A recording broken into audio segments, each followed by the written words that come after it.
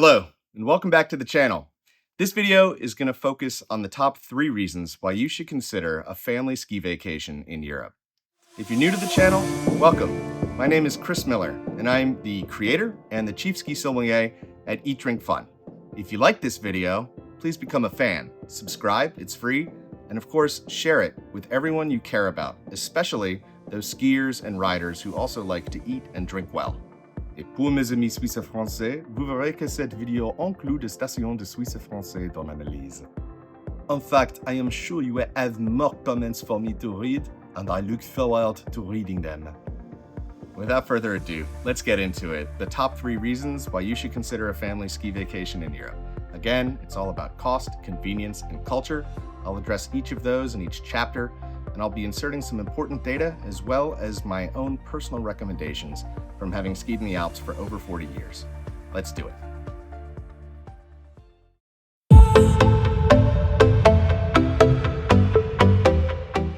Cost is the first reason to consider Europe. For many, it may even be the most compelling reason, and so we're going to spend some time here. Years ago, my in-laws discovered that a trip for a family of 4 from the eastern US to the Dolomites would cost about a third the price of a similar week-long holiday in the Rockies. Now, everyone's situation is unique. If you already have an Icon or an Epic Season Pass, and you live in the Western US, your math and analysis are going to be different. For this video, I narrowed in on 3 costs: ski lessons, lift tickets, not season passes, and ski equipment and rentals. I've also tried to represent the highest possible costs in Europe during the high season. During the middle and low season, everything is going to be less expensive, from lift passes to lodging. All the prices you see in this video are going to be in US dollars. The exchange rate has been pretty stable for the past couple of years, but certainly check the rates as you plan. To give you a diverse and more representative picture, I collected data from 6 highly regarded resorts. And for my friends in France and Switzerland, you're included this time. We're looking at Vail, Killington, Kitzbühel, Kolfosco, Laax, and Maribel. First, let's look at the cost of ski lessons. For a single day of group ski lessons for children, the trend is already clear. Maribel is an outlier here because I used the rate for a single day private lesson. I failed to find a ski school that offered a single day group lesson during the high season. Most families vacation for at least a week in February. So if you know of a ski school that offers a single day group ski class for kids or adults in Maribel, please leave that link in the comments. For 5 days of group ski lessons for kids, the data are pretty clear. Only $429 in Kitzbühel, but $2,525 in Vail. Also note that in Europe, the costs are usually uniform for children of all ages when it comes to ski school. Adult group lessons tell an interesting story. Here you see the cost for 5 days of lessons in red and a single day for a group lesson in white. Each resort has a different approach. In Kolfosco, adults can sign up for half-day lessons. Perhaps the assumption is that you want to spend the other half of your day drinking Aperol spritzes and Hugos, or maybe getting a massage. Next, let's look at private lessons. Vail and Killington cap the size of private lessons. Vail's limit is 5 skiers and Killington's cap is 7 skiers. Vail also requires that all skiers be of the same ability level. In Europe, there are generally no established caps on group size, nor restrictions on ability level. A small fee is charged for each additional skier in Europe, anywhere between $15 to $33. I think groups over 10 may become unwieldy, so it depends on the ski school and the instructor. But once again, Kitzbühel is the least expensive. $2,680 for 5 days of private lessons for 5 skiers of any age ability. 2 quick notes. First, about transparency. In Europe, the ski school prices are listed online all year, and they don't disappear. In North America, though, we love our mystery and our dynamic pricing. Lesson prices are not visible until the end of summer, and prices are affected by a myriad of factors like age, when you buy, whether you purchase online or on the phone, or even in person. The second note is about quality. The quality in Europe is phenomenal. Instructors have to pass very difficult tests, and many instructors are former competitive racers. You see far more children all over the mountain in Europe as well. they want to get your kids off that magic carpet as soon as possible. In Europe, it's also standard that at the end of the week, you have a race. Kids get in race bibs with numbers, there's a public address announcer, the course is professionally timed, and the top 3 finishers usually get larger trophies. Success is rewarded. Sometimes there are tears. It's a bit old school. One could say it builds character and great ski racers. Next, we'll look at lift tickets. It is a fact. If you plan to ski more than 4 or 5 days and at different resorts, the economics make sense to get an Icon or an Epic season pass in North America. Fortunately, if you're planning a week of skiing with family, you won't break the bank in Europe. First, let's take note of the ski pass categories. In Fosco, children 8 years old and younger ski for free with their parents when they purchase their pass at the same time. In Vail, the adult price ticket starts at 13 years old. In Kitzbühel, the adult price doesn't start until kids are 20. Also take note that Austrian kids can legally drink beer and wine at the age of 16 and liquor at the age of 18. It's a different culture. A bit more adult responsibility at a younger age, but a discount on skiing until age 20. We see where the Austrians' priorities lie. Prices for a single-day ticket are much lower in Europe. The Swiss are beginning to explore more dynamic pricing for lift tickets as well as VIP line access. In the Dolomites, you can get 5% discount by buying the lift ticket online, which you can pick up at automated kiosks.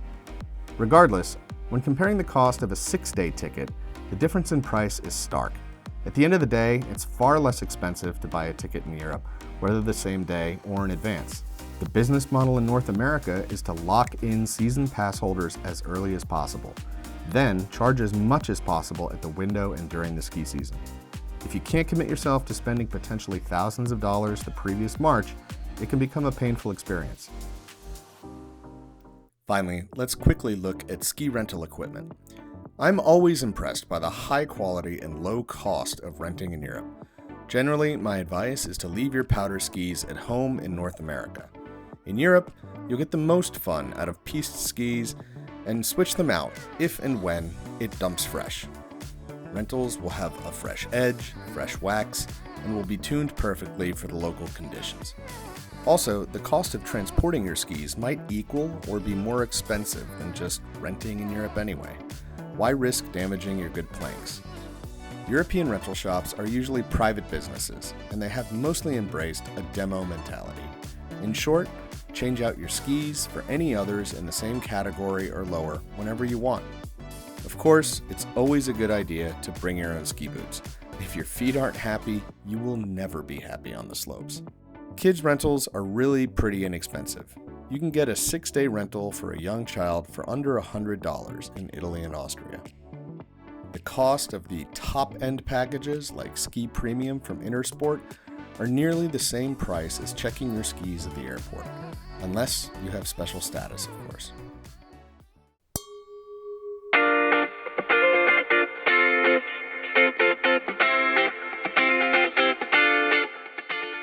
Eat Drink Fun educates and advises discerning guests who want to taste the best flavors and explore the best places in the world. We help clients design what we call custom adventures. These are personalized, bespoke itineraries and travel plans that really target your specific goals and desires. You can learn more at eatdrinkfun.com/customadventures. Convenience is the second reason to consider a family ski vacation in Europe. We'll briefly look at transportation, family-oriented hotels, and fun slopes for kids and families. Transportation in Europe is generally more convenient than in North America, which is a huge perk for families. First, there are extensive train networks. If you're in Switzerland, you can get almost anywhere.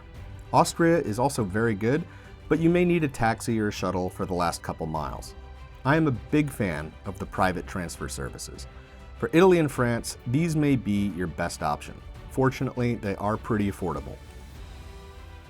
Rental cars can be a good option if you like to explore and the economics work out. There are a few things to warn you about though. Snow chains are optional, until you need them of course. You can rent them from the counter, or you can be forced to buy an expensive set of chains during a blizzard. Check the weather. Second, you'll need to pay for a toll sticker called a vignette. and you need this to use any of the highways in Austria and Switzerland. Please, please do this. I've been caught without a vignette, and it was about a $180 fine on the spot, and that was over a decade ago. Local ski buses. Nobody needs a car when you're in a European ski village. In Austria, Switzerland, and France, the local ski buses are usually free. In the Dolomites, you could pay a nominal $10 fee per week, but usually your lodging provider gives you a token that enables you to ride the local ski bus for free. The second big convenience is family-oriented hotels. These include family ski hotels that excel at catering to kids. They have special children's après-ski programs, dedicated playrooms, and some even have arcades. Many times, there's a dedicated children's pool area and then a totally separate adults-only pool and spa area.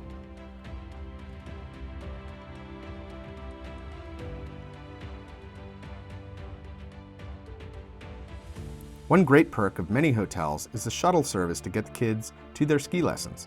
It also picks them up, and then you can enjoy the use of the hotel childcare until mom and dad stumble back from the après-ski party.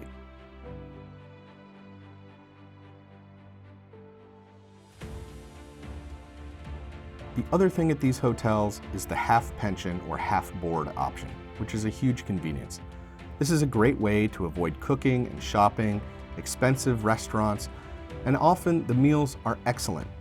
I love Alpine breakfast buffets. The local meats, the cheeses, the yogurts, the breads, they're exceptional. And for dinner, expect a multi-course affair with local products and plenty of kids' options. Beverages are usually always extra, but if you order that bottle of wine and you don't finish it, it'll be there waiting for your family the next day.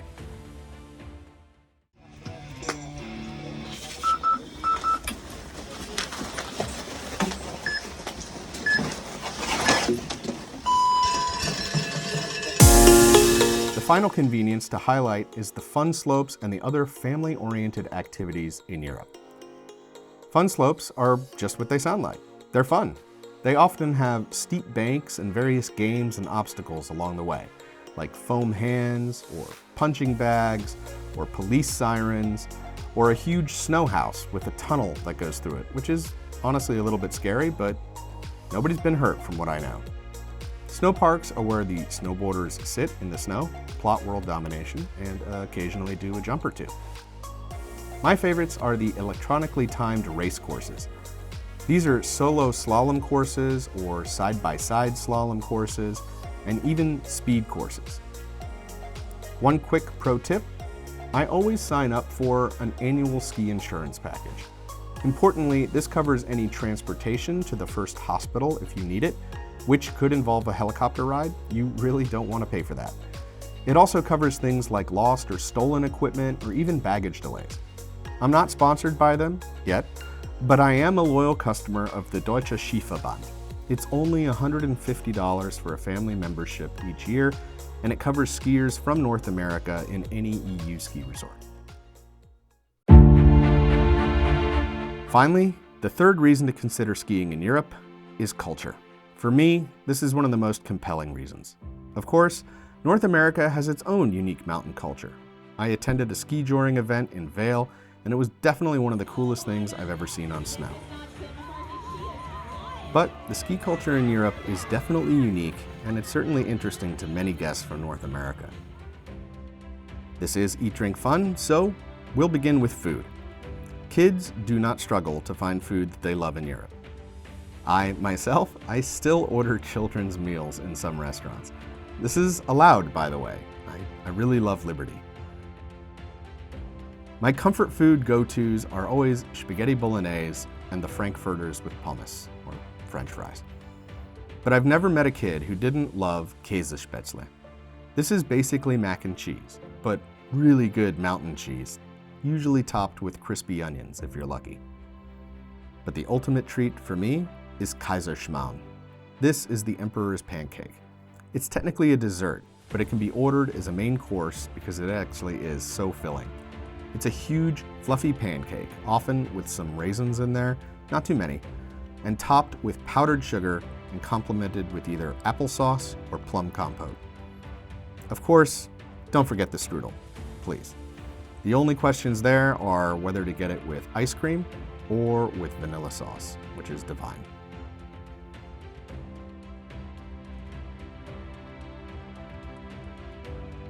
Next are drinks in Europe that kids and adults both love. Almdudler is a fizzy Austrian apple juice. Once you've tasted Almdudler, you and your kids will wonder why anyone would ever drink normal apple juice again. Note to parents, it also makes a wonderful shandy, 50% beer, 50% Dudler. You can also make a Dudler spritz with white wine and lemon, or mix it with Prosecco. I could go on, there's a ton of recipes on their website. Next is hot chocolate, or heiße Schokolade. Again, I'm not talking about the kind that comes from dried powder. I'm talking about hot chocolate like the Italians make. It's basically a molten chocolate bar with just enough milk to make it drinkable. My wife seriously can't deal, but I would take this intravenously. Skivasa, or ski water, is a refreshing drink made from sparkling water, raspberry or red currant syrup, and lemon juice. This is a great drink when you actually need to hydrate. Kinderpunsch, or children's punch. When mom and dad are tipping back that Glühwein, the kids are often mimicking them with this piping hot fruit juice and spice concoction. It is perfect for Christmas markets and fireside warm-ups.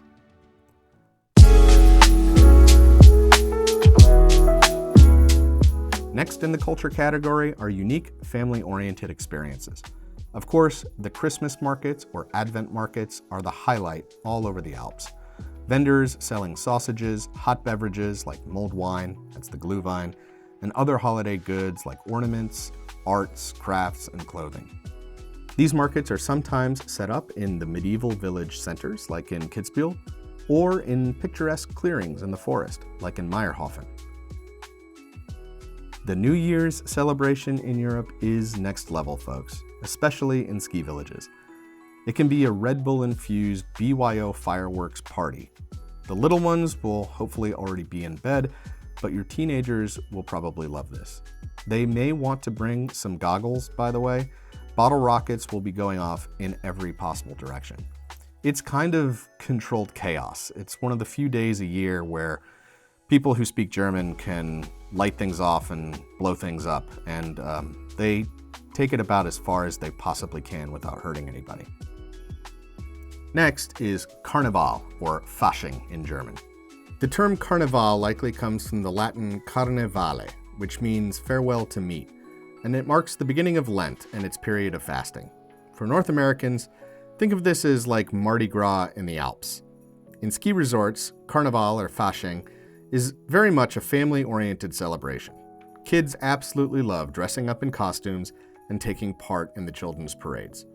For me, there are a lot of clowns. Like, a lot of clowns. Just take note.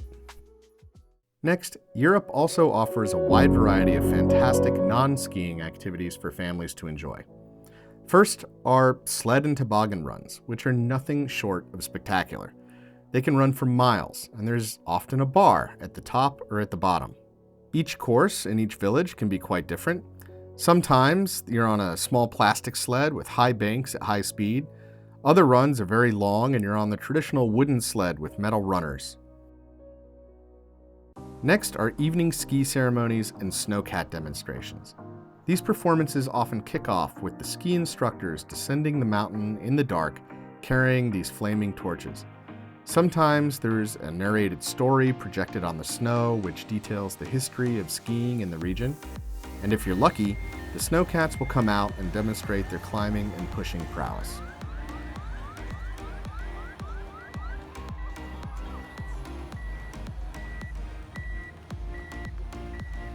It's a show you really shouldn't miss, especially when they end it with fireworks. Next, sleigh rides are a lovely break from skiing. Everyone snuggles under a cozy, heavy blanket while someone passes around dried sausages and a thermos full of mulled wine.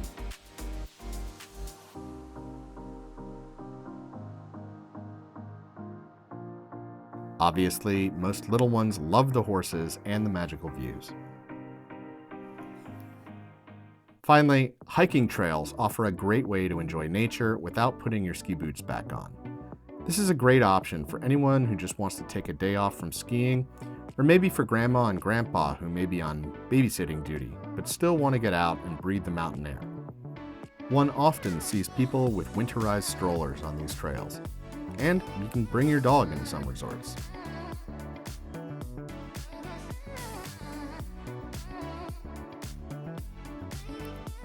In many resorts in Europe, walkers can meet up with skiers for lunch at beautiful chalets where the ski slopes and the mountain trails meet.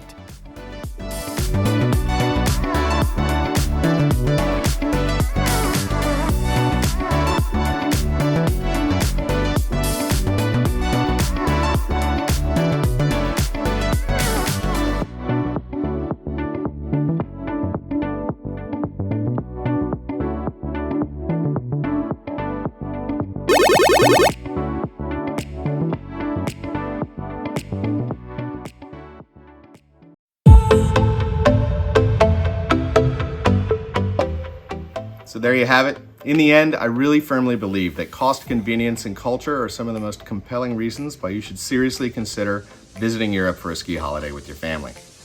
When building your budget, you may just realize that it's actually cheaper to fly your family across the pond, find lodging, slopeside. It's far more attainable and accessible than you might imagine. So if you like this video, please subscribe, please share it with your friends, please comment. I love your feedback and I try to get to all the comments that I can. Riesling and I really appreciate it, and we want you to sign up and become a true fan. Isn't that right, sweetie? Yes. All right, so you can find us at eatdrinkfun.com. You can follow Eat Drink Fun Podcasts on Apple and Spotify. You can look us up on the socials. We're on Instagram, Facebook, and X. Isn't that right? And you're on Instagram too, aren't you, sweetie? You're so cute. All right, everybody. Till next time, please remember to eat well, drink better, and always have fun. And I hope to see you on the slopes this winter. Cheers.